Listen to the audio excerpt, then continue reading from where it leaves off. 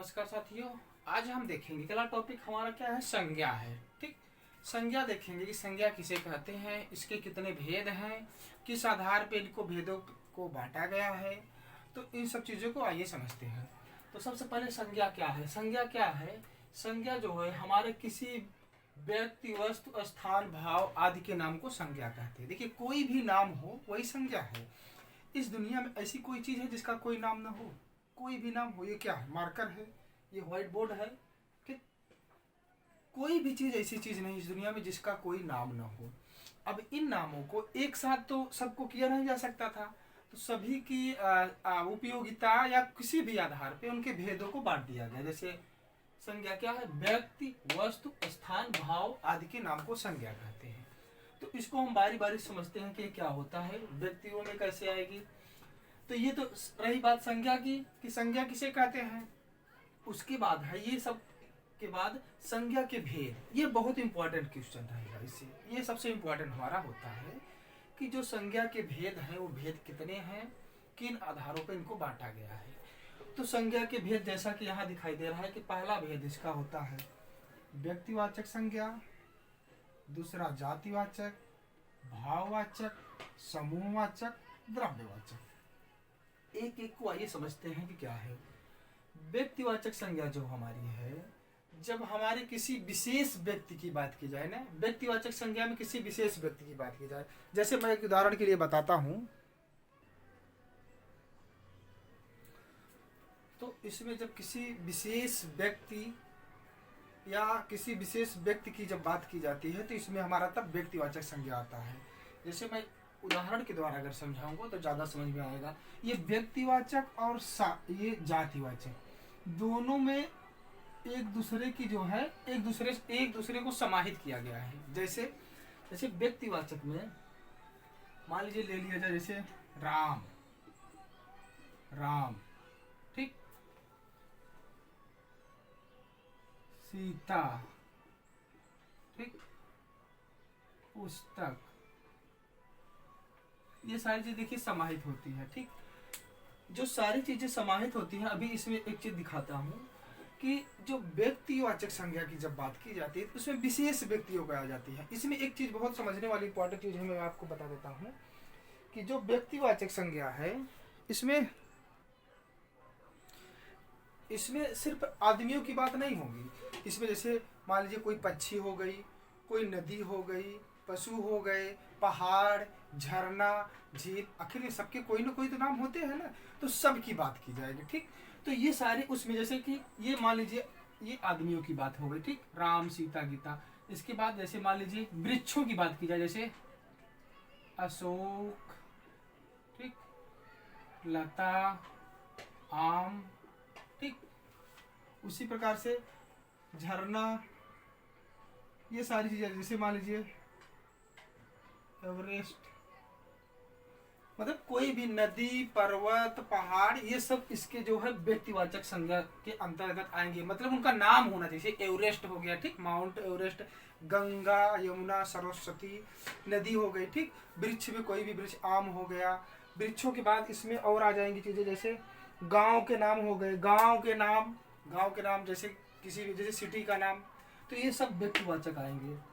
जब किसी का नाम लिया जाता है तो अभी और क्लियर करता हूं मैं, इसी में जातिवाचक आता है। ठीक, जातिवाचक क्या होता है, जैसे नदी,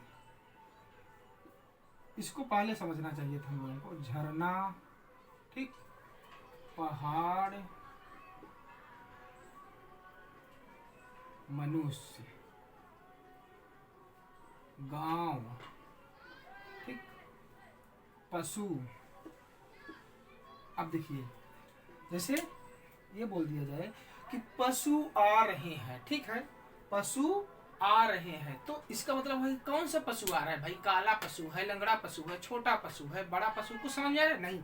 जैसे ही बोल दिया जाए कि काला पशु, कैसा, काला, ये काला, जैसे ही इसमें लगा जैसा काला पशु, वो काला पशु, तब ये क्या हो गया, व्यक्तिवाचक संज्ञा। ठीक, अब कहिए झरना, मैं झरना घूमने गया था, कौन सा झरना भाई। अब किसी झरने का नाम ले लिया जाए तो हो गया। जैसे ये पहाड़ है, अच्छा ये कौन सा पहाड़ घूमने, पहाड़ गए थे घूमने, अच्छा कहाँ गए थे, अच्छा एमपी का पहाड़, अच्छा एमपी का पहाड़।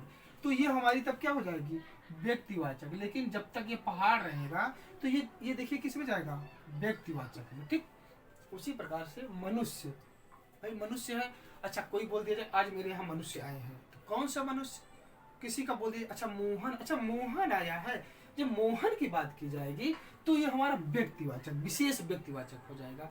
क्योंकि मोहन मनुष्य की, कोई मनुष्य की एक अपनी जाति होती है। अच्छा कौन सी जाति की है, अच्छा ये मनुष्य जाति की है। अच्छा ये कौन सी जाति की है, अच्छा ये पशु जाति के हैं।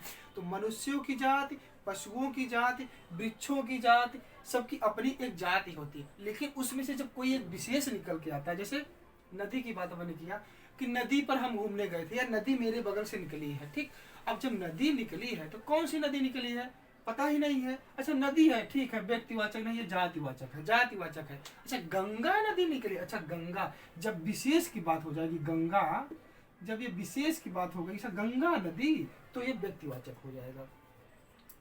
समझ रहे हैं, ये जातिवाचक संज्ञा से ही, जाति में एक तरह से देखा जाए तो जाति के बाद ये जो है व्यक्ति आना चाहिए। क्योंकि जाति जो होती है उस पूरे चीज की बात, समूह का बोध कराती है। अब इसके बाद हम देखते हैं भाववाचक संज्ञा। भाववाचक संज्ञा क्या है, जब किसी विशेष वस्तु को देखकर उसके प्रति जो हमारे मन में एक तरह से भाव उत्पन्न होता है। जैसे बस में ट्रेवल करते समय मान लीजिए हम सीट पर बैठे हैं, हमारे सामने कोई बुजुर्ग व्यक्ति आ गए, बैठे क्या है, वो खड़े हैं, तो उनको देख के लोग अरे ये ठीक है बुजुर्ग है, इनको सीट दे दिया जाए। लेकिन अगर कोई यंग आके बैठ जाए, खड़ा रहेगा, वहीं बगल में खड़ा रहे, भाई खड़ा रहेगा, कोई मतलब नहीं है। लेकिन जैसे ही कोई बुजुर्ग आता है, अच्छा ये बुजुर्ग है, हमारे मन में एक भाव आता है, तो उस तरह से उन्हें हम सीट दे देते हैं ना, तो ये हमारे भाव में आएगा, भाववाचक। इसके उदाहरण जैसे कोई बुढ़ापा ही ले लेते हैं, बुढ़ापा, ठीक, ये इसके उदाहरण भी हम ले लेंगे, बुढ़ापा ले लेते हैं, ये हमारा जो है इसके अंतर्गत आ जाएगा, भाववाचक संज्ञा के अंतर्गत। ठीक है, अब इसी में एक चीज और देखेंगे, भाववाचक के बाद समूहवाचक। समूहवाचक में अगर हम बात की जाए तो समूहवाचक में जैसे कोई टॉपिक ले लेते हैं, जैसे कि किसी विशेष समूह की बात की जाए, जैसे मीटिंग, कोई मीटिंग हो रही है, गोष्ठी हो रही है, तो समूह में होगा, ये समूहवाचक संज्ञा। स्कूल के, जैसे स्कूल हमारी है, स्कूल के जो बच्चे हैं एक उनका समूह होता है। जैसे सेना, जो सेना का होता है, ये सेना समूह में होता है, तो सेना हो गया, इसमें क्या रहेगा समूहवाचक में, सेना। ठीक, सेना हो गया। जैसे जब किसी समूह की बात की जाए तो हमारी सेना है। अब द्रव्यवाचक में क्या रहेगा, द्रव्यवाचक में जैसे गेहूं, गेहूं क्या है भाई, ठीक, सोना, ठीक, पीतल।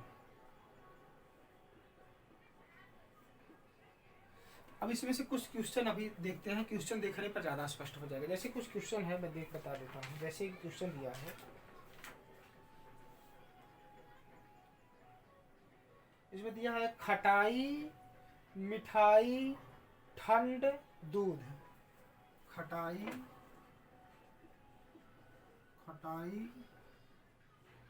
मिठाई, ठंड, दूध। अब इसे पूछा, इसमें से, हाँ इसे पूछा है खटाई, मिठाई, ठंड, दूध, इसमें द्रव्यवाचक संज्ञा पूछा है। क्या पूछा है, द्रव्यवाचक। तो देखिए खटाई, कोई इसमें ऐसा तो कोई है नहीं जो द्रव्य, जो धातु वैसे निकले। मिठाई, इसमें भी ऐसा कुछ नहीं है, मिठाई में कहाँ से कोई द्रव्य है। फिर देखिए दूध है, ठंड है। अब देखिए ये जो ठंड है दूध में, दोनों में से बताना है कि कौन रहेगा, खटाई मिठाई, इसमें दोनों में से। ठीक है, अब देखिए ये ठंड है, तो ठंड में भी कोई द्रव्य नहीं, इसमें कोई द्रव्य है, नो।